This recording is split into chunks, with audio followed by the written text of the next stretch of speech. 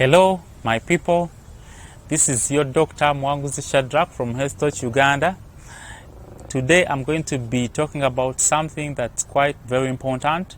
We've been talking about diabetes mellitus the whole of this time, explaining to you detailed but using a very simple language the different things about diabetes mellitus, what it actually means to live with diabetes mellitus, the things that put one at risk of getting it, the different types of diabetes mellitus, what you feel in your body when you have diabetes mellitus, the different things that can happen to you, the disasters that you're likely to get just in case you have diabetes mellitus and don't do anything about it. And today we are coming up to tell you on what you should eat, the different things you should avoid to eat, and every other thing to do with nutrition and diet in a person living with diabetes mellitus. Even to you that doesn't have it, these are things that are very key when it comes to preventing diabetes mellitus. Good eating and exercise are very, very important if you're someone that has diabetes mellitus. In some people who are diagnosed with diabetes mellitus, we don't even start them on medication right away. We just guide them into what they should eat, how they should change their lifestyle, how they should now start exercising regularly. And as we monitor their blood glucose levels, we realize they go down to a point that we declare them diabetic free and are not meant to take any single pill. So diet, appropriate diet, exercise are very key in as far as preventing diabetes mellitus is concerned, and also controlling the blood sugar levels in those that have diabetes mellitus.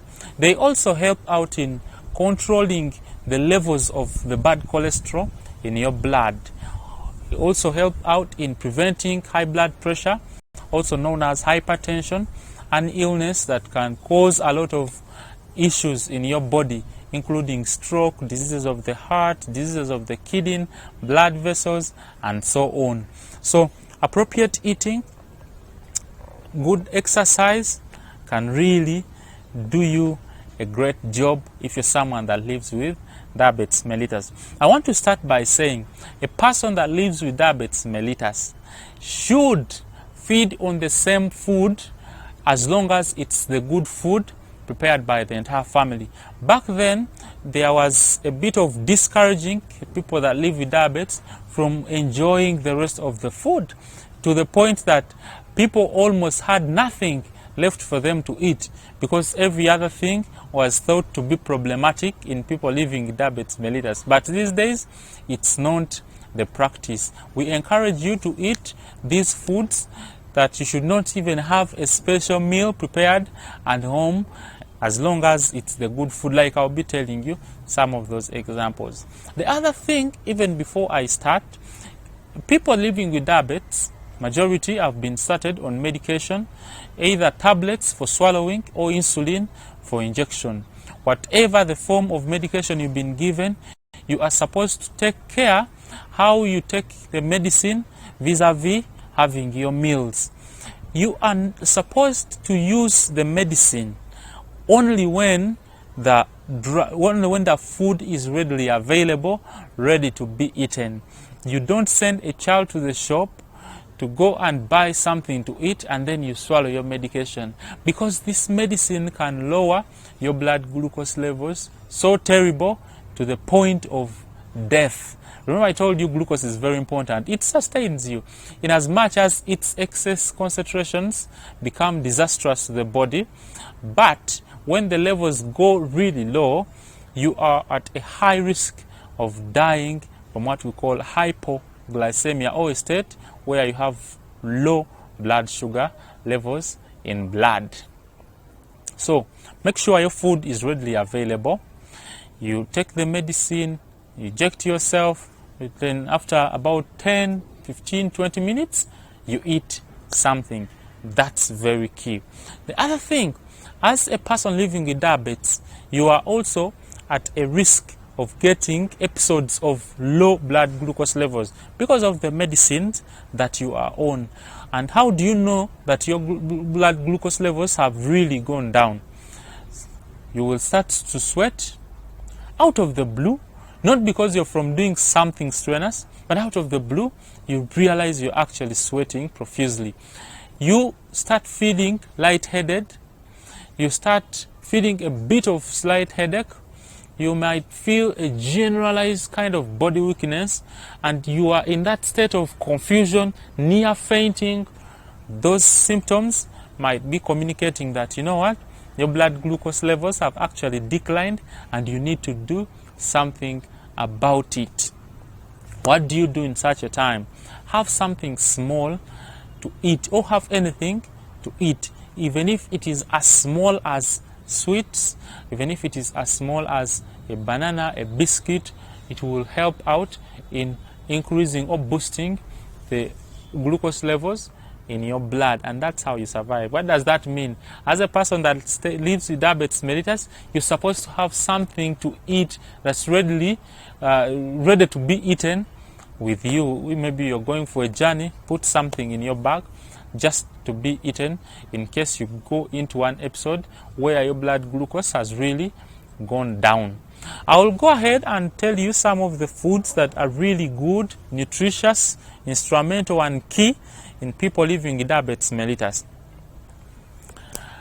Vegetables. Vegetables are very important. Things like dodo, nakati, sukuma wiki, cabbages is very good. Fruits, oranges, mangoes, yellow bananas, apples, those are all good things to eat. Beans are very important. Beans are very key. Beans are very nutritious if you're someone that lives with diabetes mellitus. Meat, the lean one that doesn't have a lot of fat, is very good. Fish is also very important and it's very good. The non-fatty dairy products like yogurt, they are also good. Poultry products, the eggs, the chicken are all very, very important. The whole grain foods are things to eat. For example, the maize, the groundnuts, the ones which are roasted, the soya, the sim, they are all very good snacks for people that live with diabetes mellitus. Cereals are actually also very good. Non-fatty foods. If you can avoid the processed foods, it will be good. Processed foods are not healthy. They are not good for your life as a person that lives with diabetes mellitus, even those that don't have diabetes mellitus. So if you can do away with them, the tinned foods, they are all non good. That said, it is very necessary for you to have 3 meals well spaced out in a day: breakfast, lunch and supper. It's not good at all for you to miss out any of your meals. It's not good to skip meals. Have your meals on time. Set up a certain time when to have a certain meal. For example, you can choose to have your breakfast at 8 a.m., your lunch at 1 p.m., your supper at 8 p.m.